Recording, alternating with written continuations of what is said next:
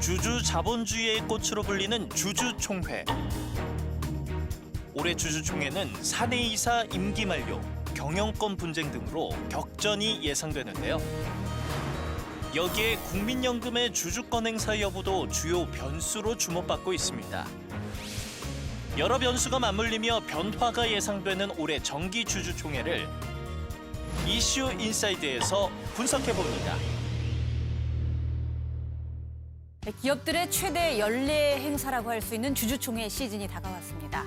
올해는 사회이사 연임 제한, 그리고 전자투표제 확산 등의 제도 변화와 국민연금의 의결권 행사 여부가 주목을 받고 있는데요. 많은 기업들이 주총에서 격전을 벌일 것으로 예상되는 가운데 올해 주주총회는 어떻게 흘러가게 될지 박주군 대표와 함께 이야기 나눠보도록 하겠습니다. 안녕하십니까? 네, 안녕하세요. 올해 주주총회의 최대 이슈가 아무래도 한진과의 경영권 분쟁이 아닐까 싶어요.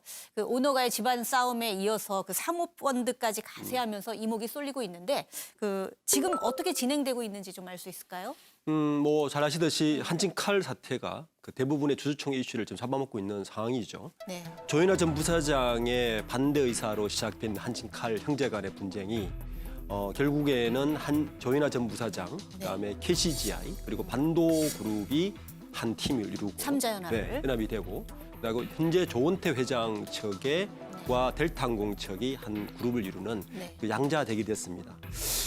현재 양진영의 지분 격차가 5.14%밖에 되지 않아요. 네. 그래서 이 부분에 대해서 그 국민연금의 의결권 행사가 되게 중요하게 됐고, 이러한 상황이 되니까 양진영에서 그 소액 주주들의 표를 어떻게 이끌어낼 것인가에 대해서 굉장히 고심을 하고 있는 게 나타나는데 몇 가지 그 양측에서 서로 그 제안을 하고 있지만 아직 파격적이거나 혁신적인 제안을 내놓고 있는 것 같지는 않습니다. 네. 네, 조금 3월 25일이 이제 주총이기 때문에 그 이전에 양측에서 어떠한 그 주주 제안을 할지가 사실은 좀 관심거리고, 그리고 지금 또 일어나고 있는 것이 어제도 KCGI가 추가 지분 매입을 했습니다. 네. 그리고 반도건설도 마찬가지고 양측이 지금 추가 지분 매입을 하고 있는데, 사실 이거 현재 추가 그 매입은 이번 주총회하고는 무관하거든요.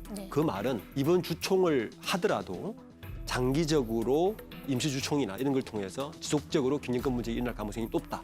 이렇게 볼 수 있는 상황인 것 같습니다. 네. 단순히 이제 조원태 현 회장과 누나 조현아 전 부사장 측의 그 삼자 주주연합의 대결로만 보기에는 좀 짚어야 할 점이 있다, 이런 얘기도 나오는데, 아까 말씀을 하셨듯이 그 삼자연합 중에 한 곳인 반도그룹이 한진그룹 경영권을 삼키는 게 아니냐, 뭐 이런 시나리오까지 나오고 있다고 맞습니다. 해요. 그 반도건설이 원래는 조원태 회장 측에 있다가 갑자기 돌연 삼자연합으로 합세한 것 자체가 사실은 그 의구심을 불러일으켰고, 과연 그러면 반도 KCGI 측과 조현아 전 부사장의 그 목적은 분명했습니다. 조현아 전 부사장은 자기 지분만큼의 인권을 달라는 거였고, KCGI 측은 수익 극대화했는데, 그럼 반도건설은 뭐냐라는 거였죠. 여러 가지를 예측을 해봐도 반도건설의 의도는 다른 것이 있지 않나라고 의심할 수밖에 없는 여러 가지 사항들이 있습니다. 우선 현재 반도건설 지분이 13.3%인데 KCGI 측 지분을 산다면 30.59%로 일대 주주로 오르는 거죠. 또 하나는 조현아 전 부사장은 현재 이렇게 대결 구도로 간다면 당장 상속세를 매년 연부연납으로 지금 했기 때문에 100억대 이상의 상속세를 내야 되는 입장에서 만약 이 상황이 예의치 않는다면 추가적으로 반도건설 쪽에 뭐 주식을 한다든지 하게 되면 돌연 반도건설은 일대 주주가 되면서 그 삼자연합이 아니라 반도건설과 조원태 회장과의 경영권 대립도 갈 수 있는 그런 상황이 물론 가정입니다. 가능하다는 이야기. 이런 가운데 그 지주회사격인 한진칼 정기 주주총회가 주목을 받고 있잖아요. 이때 이제 쟁점이 뭐가 될 걸로 보십니까? 한진칼의 사내이사가 4명인데 이 중에 조원태 회장과 이서구 본부인 둘의 그 변호사가 사회이사 이 두 사람이 연임에 걸려 있습니다. 그래서 이 연임이 될지에가 가장 큰 관심사죠. 그 두 번째는 조현아 전 부사장 삼자연합 측에서 지금 이사들을 추천을 했는데 이게 과연 통과될 것인가가 또 하나의 이제 가장 관심거리입니다. 즉 등기 이사들을 얼만큼 자기 편으로 끌어들일 것인가가 현재 가장 큰 쟁점 사항으로 떠올라 있는데, 또 하나 추측해 볼 수 있는 것은 조원태 회장 측에서 좀 더 파격적으로, 그러니까 캐스팅 보트를 쥐고 있는 국민연금이나 소액 주주들의 표를 얻기 위해서 전문 경영을 들인다든지 사내이사에서 다른 내놓을 수도 있는 이런 것도 조금 훔쳐볼 수 있는 내용이지 않을까 생각합니다. 네. 한진칼 분쟁에서 또 이제 주목해야 할 부분이 바로 이제 아까도 말씀하셨지만 국민연금이 누구의 손을 들어주느냐 하는 문제일 것 같아요. 국민연금의 의결권 누구에게 갈 걸로 예상을 하시나요? 예, 국민연금은 지금 현재 한진칼 주식이 2.9%밖에 되지 않습니다. 소액주 굉장히 적은 분량이 하지만 국민연금의 방향성은 굉장히 중요합니다. 왜냐하면 국민연금이 어느 쪽으로 손을 들어주는가에 따라서 소액주주들의 갈림에 대한 판단 기준이 되기 때문에 네. 그리고 이번 국민연금의 결정은 향후에 국민연금이 지난 12월 달에 그 주주권 강화에 대한 그 방침을 내놨거든요. 예. 첫 번째 사안이 될 수 있기 때문에 이번 사안은 국민연금 입장에서도 굉장히 중요한 의사결정이 될 것이다. 그렇게 네. 보고 있습니다. 방금 이제 국민연금의 의결권 얘기가 나왔는데 국민연금이 이제 주주권을 강화하기로 한 배경에는 스튜어드십 코드를 도입한 게 계기가 됐잖아요. 네. 이 스튜어드십 코드란 게 뭔지 좀 간단히 설명을 해주시죠. 말 그대로 스튜어드십, 청지기 역할인 거죠. 네. 예, 우리가 기업이라는 곳은 주주들이 주인이고 그리고 주주들을 대신해서 경영자들이 경영을 하는 거고 그러면 주주들이 직접 경영을 못하니 경영자는 대리인이 되는 거죠. 그런데 이 주주들의 권리를 어느 3자가 네. 경영자들을 감시 역할을 하는 것이 바로 이제 네. 사회이사나 이런 주주권인데 한진칼뿐만 아니라 다른 국민연금이 5% 이상 지분을 가지고 있는 13개 기업에 대해서 어떠한 그 의사결정을 내릴 것인가에 대한 기준을 국민연금의 독단적인 기준이 아니라 어떤 공정하고 객관적인 기준을 가지고 판단을 할 것이라고 내린 것이 바로 스튜어드십 코드입니다. 국민연금이 최근에 56개 기업에 대해서 투자 목적을 단순 투자에서 일반 투자로 변경했어요. 이렇게 이제 단순 투자에서 일반 투자로 변경한다는 것이 어떤 의미인 거고 그렇다면은 일반 투자로 변경하면서 어떤 변화가 올 걸로 예상을 하시나요? 단순 투자에서 일반 투자로 바꾼다는 이야기는 뭐냐면 법이 바뀌었어요. 국민연금이 기존에는 5% 이상을 가지고 있으면 원래 상법 기준은 5% 이상을 가지고 있으면 뭔가 작은 변화가 있을 때라도 금융위원회에다가 신고를 하고 그다음에 다트에다가 공시를 올려야 되는 길입니다. 네. 근데 국민연금은 너무 많은 기업에다 투자를 하고 있죠. 네. 그러다 보니 5% 이상 기업을 모두 다 하기에는 버겁고 해서 거기에다 방지를 했었는데 이번에 그 법을 풀어줬습니다. 네. 워킹데이 일주일 이내에 하는 것이 아니라 분기 한 번씩 하더라도 그걸 행사할 수 있도록 풀어준 거죠. 그럼 어떤 상황이 벌어지느냐. 네. 국민연금이 보다 더 자유스럽게, 보다 더 강하게 기업들에게 여러 가지 사안을 요구할 수 있는 상황이 된 거죠. 네네. 56개 기업이 해당되는데 이 기업들에 대해서는 국민연금이 아마 주주권 결정 가이드라인에 따라서 보다 강력하게 그 오너 일가라든지 그 경영진에 대해서 여러 가지 사항들을 요구할 가능성이 굉장히 높아졌다. 이렇게 해석할 수 있는 부분입니다. 네. 그 56개 기업 중에 이제 한진그룹 말고도 몇 개만 좀 꼽아주신다면 뭐가 있어요? 우선 삼성전자가 들어가 있고 네. 그리고 현대차도 들어가 있습니다. 그러니까 중요한 기업들이 막 들어가 있기 때문에 향후 이 56개 기업의 국민연금이 어떤 결정을 하고 어떻게 그 질의를 하고 어떤 요구를 하는가는 개별 주주들에게도 굉장히 큰 영향을 미치고 자본시장 내에서 외국인 투자자들이나 이런 쪽에서도 굉장히 관심사로 볼 수밖에 없는 상황이 될 것입니다. 네. 그 국민연금이 이제 주주권을 행사하는 과정에서 배당을 요구하거나 이런 것을 할 수도 있나요? 당연합니다. 네. 주주들의 권리죠. 국민연금이 5% 이상 지분을 가진 기업들에게 배당을 얼마큼 받느냐 계속 조사를 해봤거든요. 예.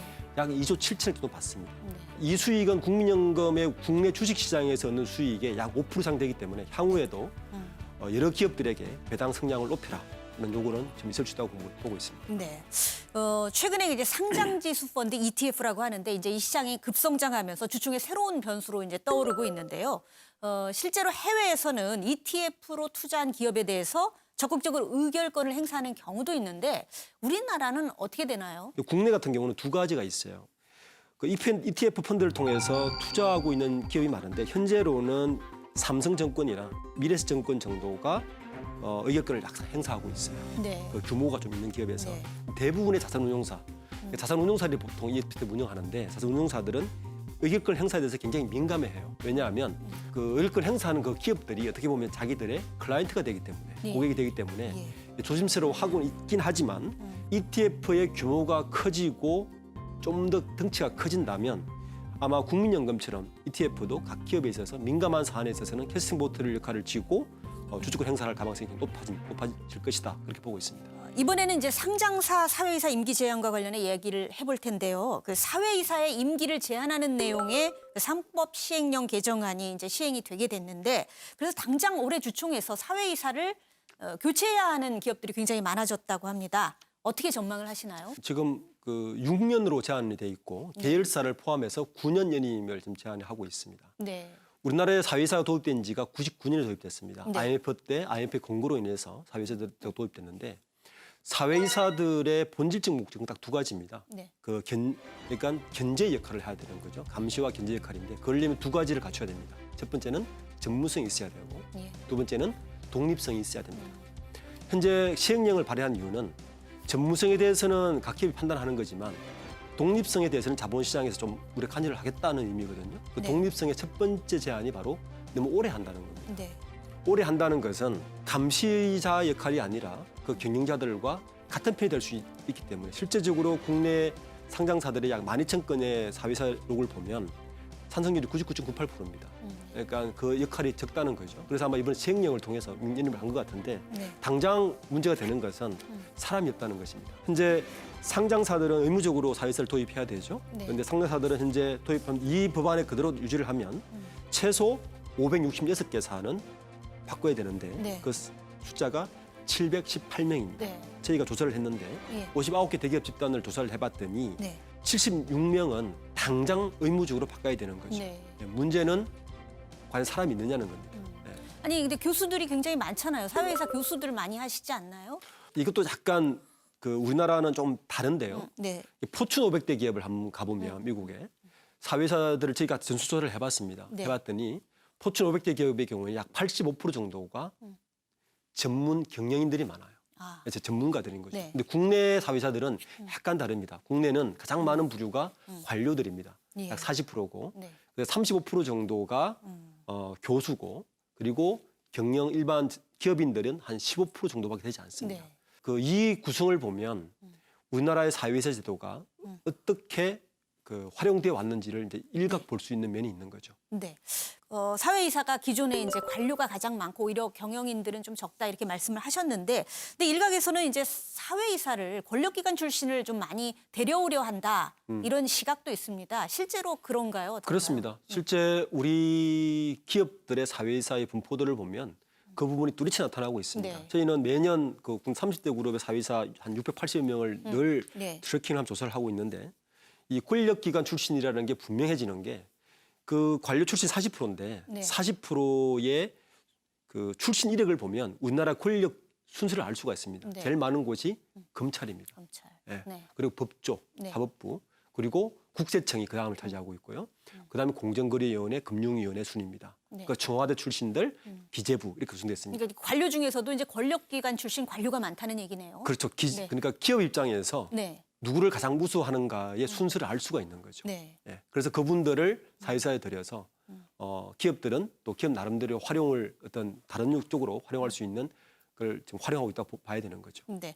근데 이게 이제 기업들은 그렇게 원하는데 사실은 그렇게 되면 좀 안 좋은 거잖아요, 원래. 그렇습니다. 제가 처음 이야기 드렸지만 네. 사회사의 본질적 목적은 감시와 전문성을 가진 감시입니다. 그러려면 독립성이 확보돼야 되는데 예. 이렇게 자기들이 필요에 의해서, 그분들의 힘이 필요에 의해서 들였다면 과연 그게 감시 역할을 할 수 있느냐, 독립성이 있느냐에 대해서 의구심 가질 수밖에 없는 거죠. 네. 물론 전문성은 또 다른 이야기입니다. 네. 현재 사회사 연임 제한에 대해서 재계 쪽에서는 6년 연임 제한을 하면 전문성이 떨어지지 않느냐라 반론을 제기하고 있고, 또 사람도 적다고 이제 하고 있는 것이고, 반대로 주주철의 입장에서 보면 지금까지 독립성이 너무 없이 주주의 권익보다는 특정인의 권익을 위해서 일하지 않았냐라고 하는 것이기 때문에 이 두 가지 의견에 대해서 어떤 접점을 찾는 것이 지금 이 제도를 가장 올바르게 갈 수 있는 방법이 될 것 같습니다. 네. 이 밖에 이제 올해 주총에서 주목해 볼 다른 점들이 있을까요? 주요 그룹의 몇 가지 이슈들이 있습니다. 네. 먼저 그 삼성그룹은 삼성전자의 이상훈 그 의장이 구속 수감되면서 지금 새로운 의장은 이제 선임됐는데 과연 통과할 것인가가 네. 관심이 쏟아지고 있고요. 네. 현대차의 경우는 정몽구 회장이 이제 사임을 하게 되죠. 네. 그다음에 정의선 부회장이 어느 정도까지 등기사를 가져갈 것인가가 네. 관심거리고, LG의 경우에는 그 권영수 부회장이 LG화학의 그 상무이사, 즉 등기사로 올라가는데, 그러면 또 등기사로 올라가는 이유가 그 의장이 되기 위해서거든요. LG 화학의 의장까지 맡을 것인가 굉장히 큰 관심사항입니다. 네, 코로나19로 인해서 이제 주총 일정들이 좀 미뤄지고 있긴 한데 올 한해 그 주총 시즌에서 좀 눈여겨볼 대목들이 상당히 많은 것 같습니다. 오늘 좋은 말씀 감사합니다. 네, 감사합니다.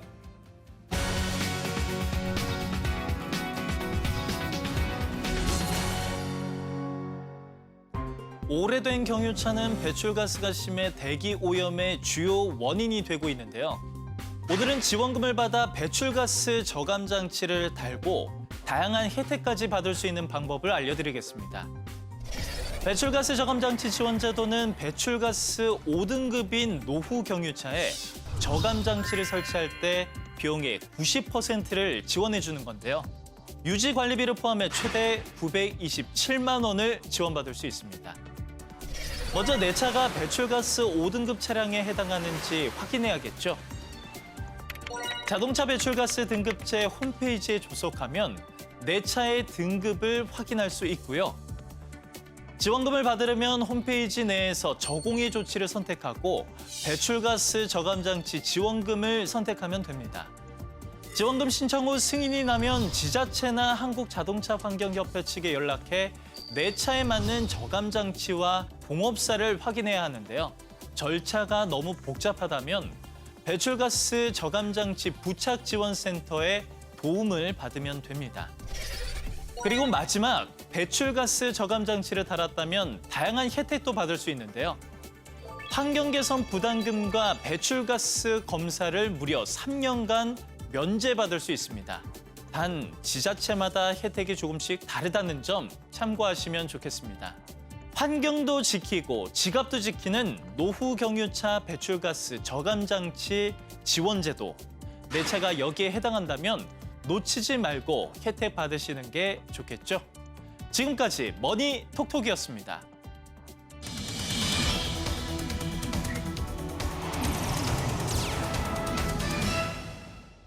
MBN 특별기획 미래 유니콘이 온다 시간입니다.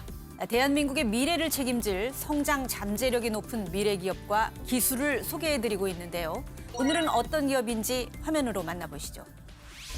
2018년 11월 오산 청수산에서 수상한 움직임이 CCTV 카메라에 포착.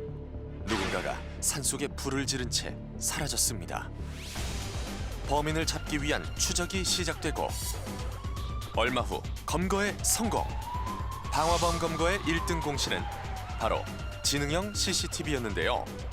그렇다면 이 지능형 CCTV는 어떻게 개발되는 걸까요? 그 비밀을 파헤치기 위해 서울의 한 중소기업을 찾았습니다. 이곳에서 지능형 CCTV 기술을 만나볼 수 있다는데요. 제대로 찾아온 게 맞나요? 안녕하세요. MBN 제작진분들이시죠? 네, 어떻게 알고? 미래 오는 걸 알고 있었습니다. 들어오십시오. 네, 이 영상을 이용해서 보고 있었습니다. CCTV로 보고 계셨군요. 그런데 웬 사각형 표시가 계속 따라 움직이는데요. 이 초록색 상자, 정체가 뭔가요? 저희 CCTV는 똑똑해서 사람을 구별할 줄 알거든요. CCTV가 사람을 구별한다? 지능형 영상 분석 전문 회사인 오늘의 기업.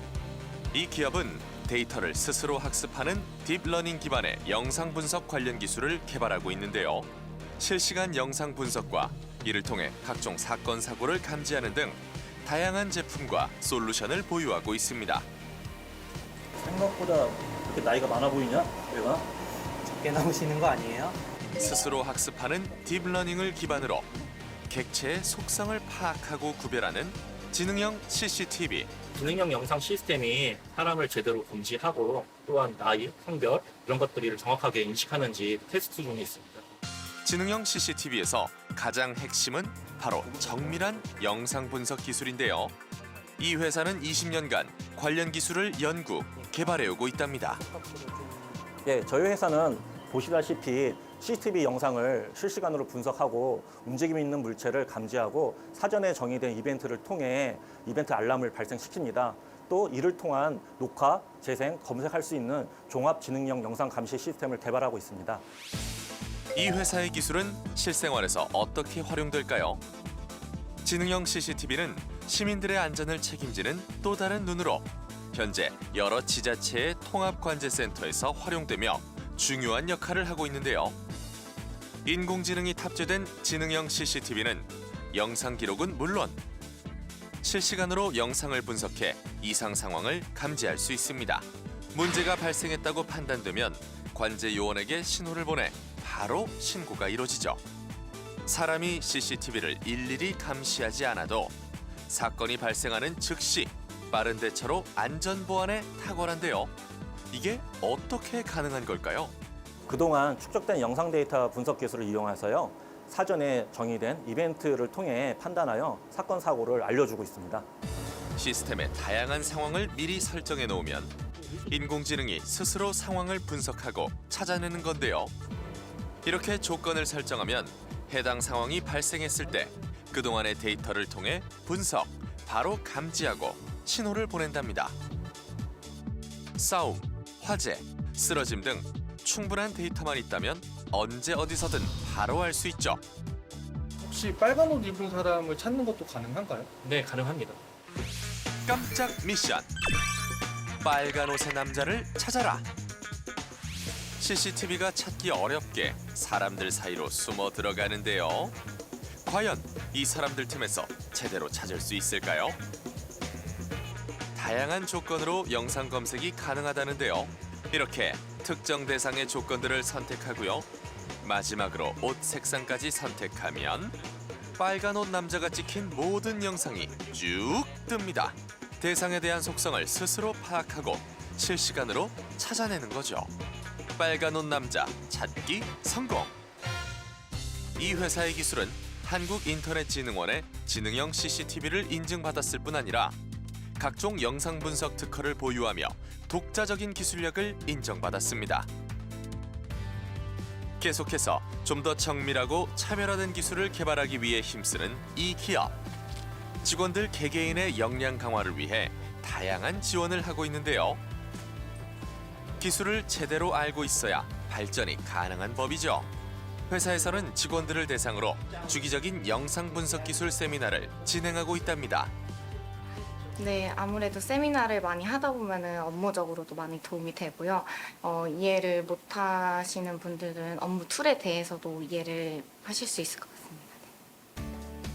이 회사에는 직원들의 업무 사기를 올리기 위한 특별한 이벤트도 있다는데요. 네, 다들 주목해 주십시오. 이번 달 그 모범 사원은 기술자격팀의 서중원 과장입니다. 다들 축하해 주십시오.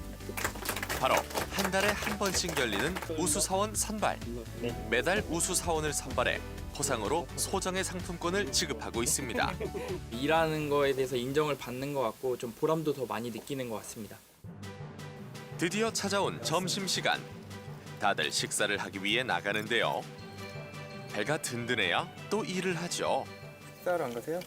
저 10분 뒤에 갈게요. 그 짬뽕이나 좀 시켜놔주세요. 그런데 이분은 밥도 미루고 어디론가 전화를 하시네요. Hi Jennifer, how are you? Not only finds environment system in 2020. Okay, bye bye. 누구랑 영어로 통화하신 거예요? 제 영어 선생님이랑 대화를 했어요. 회사에서 자기 개발을 위한 목적으로 영어 전화를 지원을 해주는데 저는 점심시간마다 10분씩 통화를 하고 있습니다.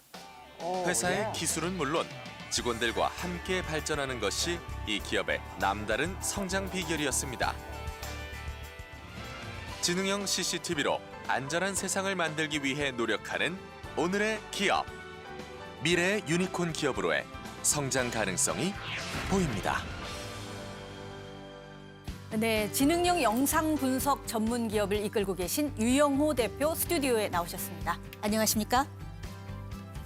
네, 중소기업의 성장을 돕고 계신 분이시죠? 한국생산성본부 노규성 회장 나오셨습니다. 안녕하십니까? 안녕하세요. 네, 최근 스마트 시티가 급부상하면서 보안 산업의 핵심이죠. 지능형 영상 분석 기술도 함께 주목을 받기 시작을 했는데요.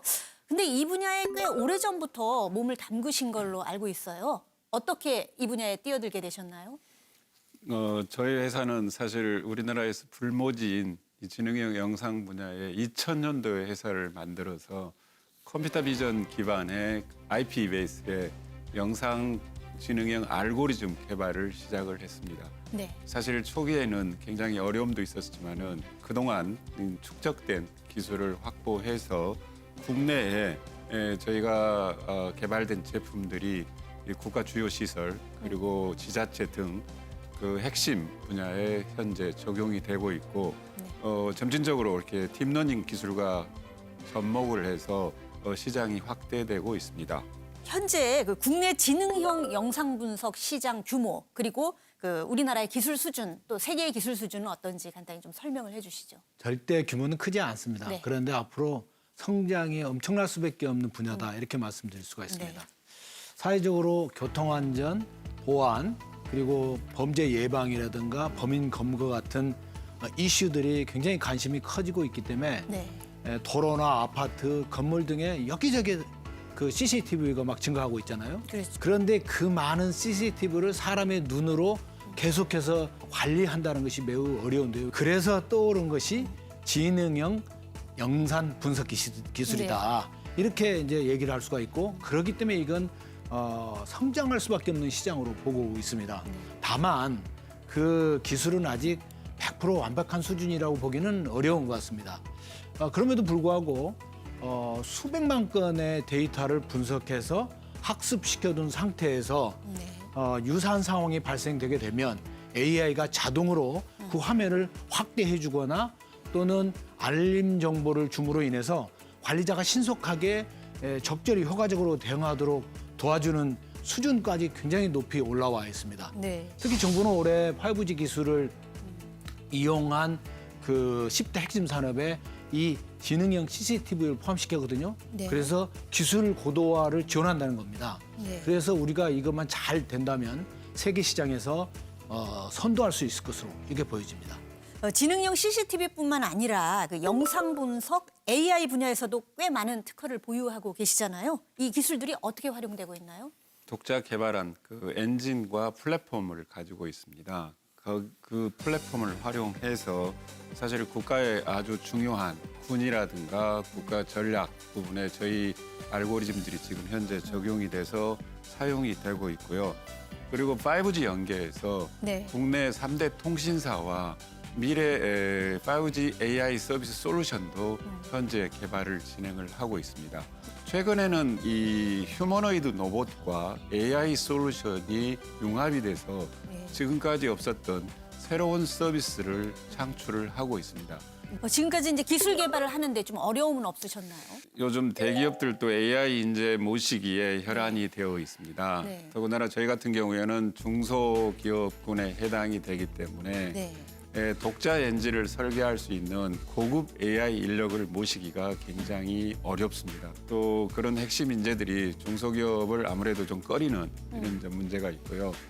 그리고 그다음에 가장 중요한 데이터가 이제 필요하게 되는데 우리나라 같은 경우에는 개인정보보호법이라든가 이런 것들이 이번에 데이터 3법이 국회 통과돼서 좀 그렇죠. 허용은 됐습니다마는 아직도 데이터를 확보하는데 어려운 점이 굉장히 많습니다. 그렇다면 이런 영상 분석 기술이 생산성 향상에도 상당한 영향을 미칠 것 같아요. 네, 어떻게 그렇습니다. 보십니까? 지능형 CCTV 도입이 활발해지면서 다양한 분야에서 생산성이 크게 높아지고 있는데요.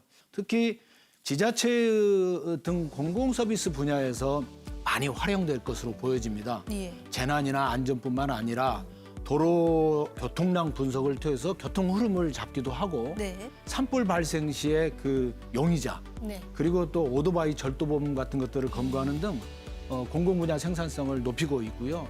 향후 CCTV 증가와 더불어서 영상을 즉시 분석해서 대응하는 그런 일들이 많아질 수밖에 없는데 각 응용 분야에서 생산성이 크게 증가할 것으로 기대됩니다. 그 요즘 가정용 CCTV가 그 해킹을 당해서 개인 사생활이 노출이 되는 그런 문제점도 심각해지고 있는데 앞으로 이제 이 분야에서 해결해야 할 과제라든가 준비해야 할 것들이 있다면 좀 설명을 해주시죠. 그 현재 CCTV 영상의 개인 정보도 법에 의해 보호되고 있지만 그렇게 잘 지켜진다 보기가 쉽지 않습니다. 해킹 등의 위험에 노출되기도 하고 사생활 보호 침해도 사실 매우 다양하게 나타나고 있잖아요. 반면에 업계에서는 실제 비식별 개인 정보를 대량으로 분석을 해서 지능형 고급 정보를 만들어내서 활용해서 생산성도 높이고 이렇게 비즈니스도 하고 싶어 하거든요. 그래서 적절한 조화가 필요하다 이렇게 말씀드릴 수가 있는데 우선적으로 시스템이나 관리 보안 등 물리적 보안도 잘 돼야 될 뿐만 아니라 네트워크의 보안 기술을 고도화하는 것이 중요하고요. 차제의 장비 개발 단계부터 요즘 등장한 블록체인 등 새로운 보안 기술을 적용하는 것도 필요하겠다는 생각이 들고요. 특히 과도한 정보 보호에 대한 유출 우려 이런 것들에 대한 사회적 인식 개선도 돼야 되지 않을까 하는 생각이 듭니다. 마지막으로 유 대표님께 우리 회사는 이런 회사다라고 이제 알릴 수 있는 회사 홍보의 PR의 시간을 30초 드리겠습니다. 네, 시작하십시오. 저희 회사는 전체 인력의 80%가 연구 인력 위주로 이렇게 구성된 기술 전문 회사가 되겠습니다. 영상 시각 센서가 딥러닝과 지능형 기술과 연관이 돼서 다양한 지금까지 없었던 서비스를 창출을 하고 있습니다. 지금 차세대 사업으로 떠오르고 있는 5G 융합 솔루션, 그리고 CITES, 그리고 스마트 팩토리 이런 다양한 분야에 저희 회사가 경쟁력을 가지고 있다고 생각하고 있습니다. 네, 오늘 이 기업이 유니콘 기업으로 성장하기 위해서는 뭐가 더 필요할까요? 일단 세계 시장에서 차별적인 경쟁력 확보가 중요할 텐데요. 원래는 이제 이 시장의 절대 강자가 중국이었는데 최근에 보안 이슈가 등장하면서 시장이 재편되고 있습니다. 우리 기업에겐 또 다른 기회가 아닌가 생각이 듭니다. 유명호 대표님 그 기업의 경우 지능형 영상 분석 기술은 최고 수준에 이르렀고 특히 스마트한 대응 솔루션 분야하고 결합을 시도하고 있는데 여기에서 차별화된 솔루션을 잘 만들어 가지고 관련 기술을 지속적으로 고도화해 나간다면 될 것 같습니다. 더불어서 이제 글로벌 시장 진출도 이게 모색해야 되지 않겠어요?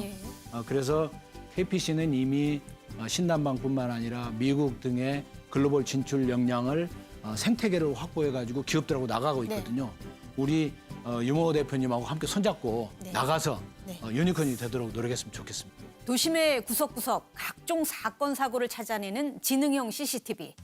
오늘의 기업은 더욱 발전된 기술로 시민들의 안전하고 쾌적한 삶을 위해 노력하고 있는데요. 앞으로도 꾸준히 성장해서 세계로 뻗어가는 유니콘 기업이 되길 응원하겠습니다. 오늘도 토요포커스를 시청해주신 여러분 고맙습니다.